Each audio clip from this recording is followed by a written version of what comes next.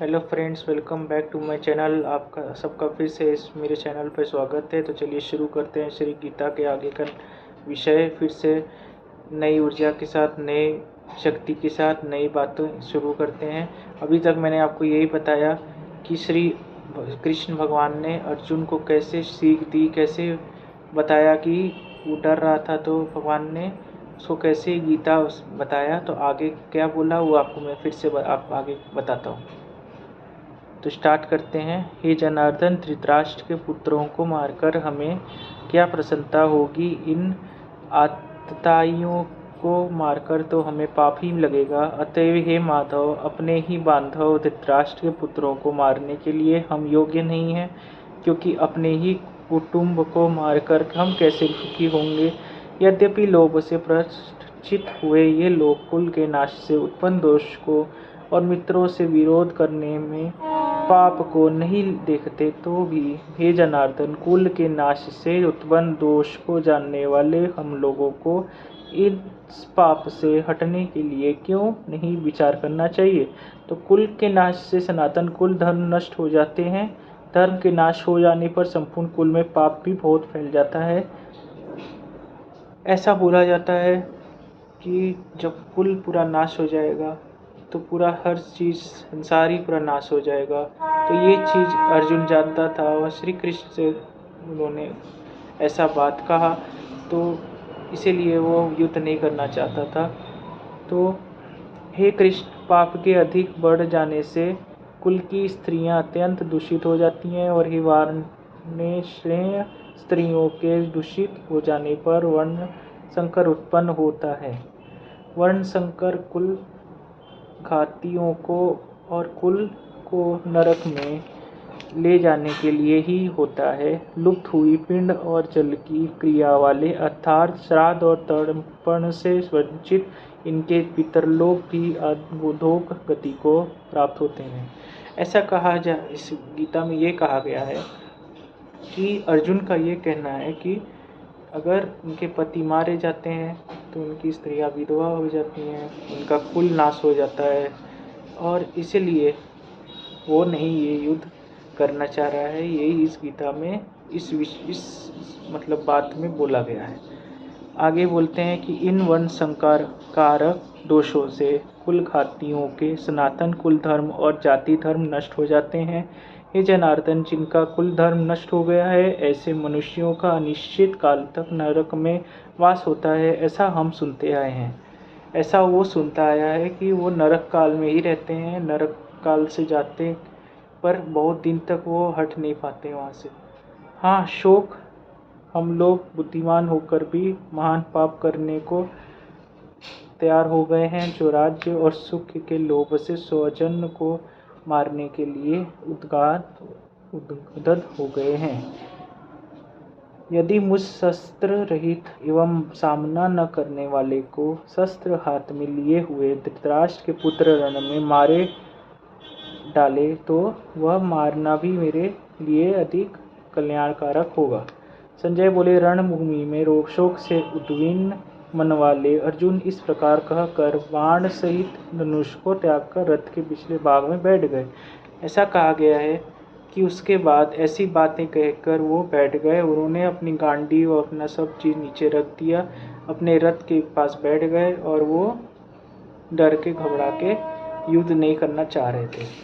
अब आगे बोला गया है, द्वितीय श्लोक में बोला गया है अध्याय में, संजय बोले, उस प्रकार करुणा से व्याप्त और आंसुओं से पूर्ण तथा व्याकुल नेत्रों वाले शोक युक्त उस अर्जुन के प्रति भगवान मधुसूदन ने यह वचन कहा। श्री भगवान बोले, हे अर्जुन, तुझे इस असमय में यह मोह किस हेतु से प्राप्त हुआ? क्योंकि न तो यह श्रेष्ठ पुरुषों द्वारा आचरित है, न स्वर्ग को देने वाला है और न कीर्ति को करने वाला ही है। इसलिए हे अर्जुन, नपुंसकता को मत प्राप्त हो। तुझ में यह उचित नहीं जान पड़ती। हे परंतप, हृदय की तुच्छ दुर्बलता को त्याग कर युद्ध के लिए खड़ा हो जा। भगवान ने उसको प्रेरित करते हुए आगे बताया, बोला कि तुम युद्ध करने के लिए तैयार हो जाओ। तुम ये करने के लिए उचित नहीं समझे जाते हो। तुमसे ये उम्मीद हम ऐसे मतलब स्थिति में नहीं कर सकते। अर्जुन बोले, हे मधुसूदन, मैं रणभूमि में किस प्रकार बाणों से भीष्म पितामह और द्रोणाचार्य के विरुद्ध लड़ूंगा, क्योंकि हे हरिसूदन, वे दोनों ही पूजनीय हैं। इसलिए इन महानुभाव गुरुजनों को न मारकर मैं इस लोक में भिक्षा का अन्न भी खाना कल्याणकारक समझता हूँ, क्योंकि गुरुजनों को मारकर भी इस लोक में रुद्रीर से सने हुए अर्थ और कामरूप भोगों को ही तो भोगूंगा। वो कहता है कि मैं इससे अच्छा तो मैं जरा से बात में इच्छा का अन्न भी खा लूँगा, लेकिन मैं इनको मारकर पाप नहीं लेना चाहता हूँ। हम यह भी नहीं जानते कि हमारे लिए युद्ध करना और न करना इन दोनों में से कौन सा श्रेष्ठ है, अथवा यह भी नहीं जानते कि उन्हें हम जीतेंगे या हमको वे जीतेंगे, और जिनको मारकर हम जीना भी नहीं चाहते वे भी हमारे आत्मीय धृतराष्ट्र के पुत्र हमारे मुकाबले में खड़े हैं। इसलिए कार्यतारूप दोष से उत्पहत हुए स्वभाव वाला तथा धर्म के विषय में मोहचित हुआ मैं आपसे पूछता हूँ कि जो साधन निश्चित कल्याणकारक हो वह मेरे लिए कहिए, क्योंकि मैं आपका शिष्य हूँ, इसलिए आपके शरण हुए मुझको शिक्षा दीजिए। वो अब कहना चाहता है कि अब आप बताइए जो उचित हो, जो मार्ग उचित हो वो मार्ग बताइए, ताकि वो लड़ सके। और वो उनका शिष्य बनना चाहता है, वो शिष्य है, वो उनको अपने को समर्पित किया हुआ है, और वो आगे चाहता है कि अब वो क्या करे।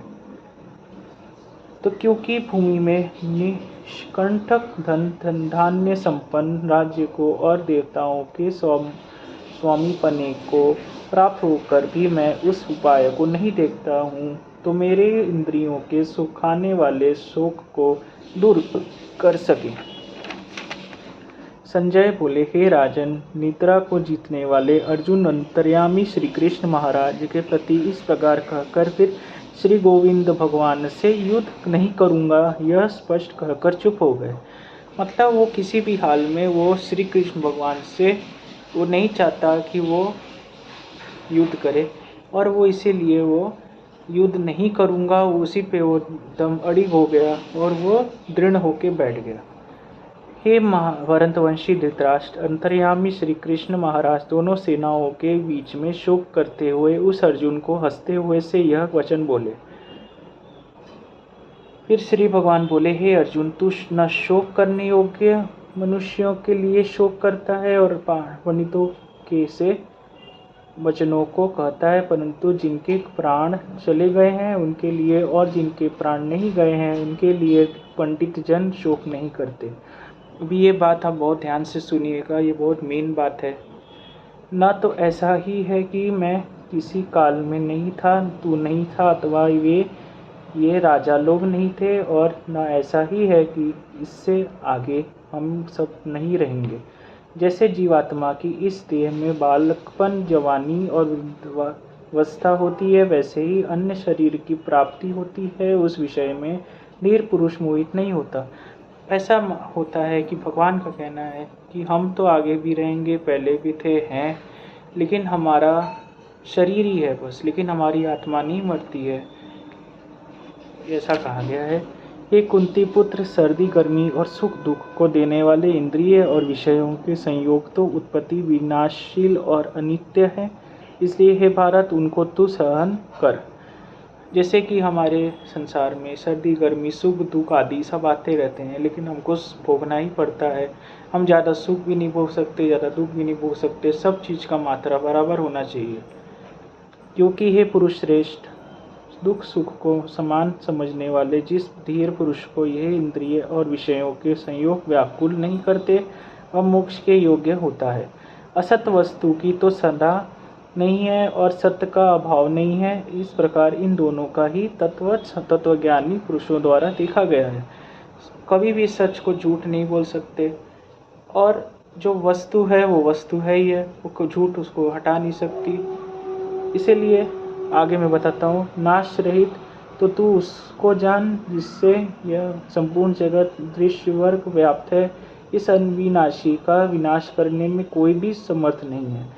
इस नाश रहित अप्रमेय नित्य स्वरूप जीवात्मा के ये सब शरीर नाशवान कहे गए हैं, इसलिए हे भरतवंशी अर्जुन तू युद्ध कर। मतलब इसीलिए भगवान बोल रहे हैं कि तू युद्ध कर और युद्ध कर, और चाहे उसका फल की इच्छा मत कर, बस युद्ध करता जा और मुझे अपने को समर्पित कर दे। तो इस आत्मा को मारने वाला समझता है तथा तू जो इसको मारा मानता है वे दोनों ही नहीं जानते, क्योंकि यह आत्मा वास्तव में न तो किसी को मारता है और न किसी के द्वारा मारा जाता है। ये ना तो मरा है, ना मारा जा सकता है, ना मारा गया है। ये तो वैसे ही है जैसे बस शरीर है, लेकिन मेन तो जो है वो अंदर है, वही इसी से बस शरीर चलता है। यह आत्मा किसी काल में भी न तो जन्मता है और न मरता ही है, तथा न यह उत्पन्न होकर फिर होने वाले ही है, क्योंकि यह अजन्मा, नित्य, सनातन और पुरातन है। शरीर के मारे जाने पर भी यह नहीं मारा जाता। हे पिता पुत्र अर्जुन, जो पुरुष इस आत्मा को नाश रहित, नित्य, अजन्मा और अव्यय जानता है, वह पुरुष कैसे किसको मारवाता है और कैसे किसको मारता है। मतलब कहने का मतलब ये है, जो अपने को महात्मा मानता है वो कैसे किसी को मार सकता है या मारता है, ऐसा सोच सकता है। वो तो शरीर है। जैसे मनुष्य पुराने वस्त्रों को त्याग कर दूसरे नए वस्त्रों को ग्रहण करता है, वैसे ही जीवात्मा पुराने शरीर को त्याग कर दूसरे नए शरीर को प्राप्त होता है। जैसे हम अलग अलग कपड़े पहनते हैं, अलग अलग वस्त्र पहनते हैं, वैसे अलग अलग शरीर में हमारी आत्मा सेम ही रहती है और आत्मा अलग अलग शरीर में जाती है।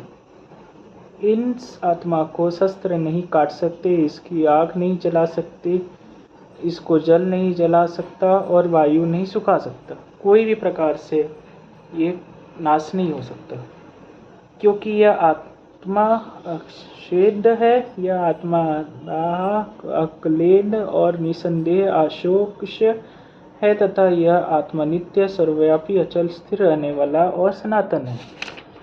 यह आत्मा व्यक्त है, यह आत्मा चिंत्य है और यह आत्मा विकार रहित कहा जाता है। इससे हे अर्जुन, इस आत्मा को उपर्युक्त प्रकार से जानकर तू शोक करने को योग्य नहीं है, अर्थात तुझे शोक करना उचित नहीं है। किंतु यदि तू इस आत्मा को सदा जन्मने वाले तथा सदा मरने वाला मानता हो, तो मैं हे महाबाहो, तू इस प्रकार शोक करने को योग्य नहीं है।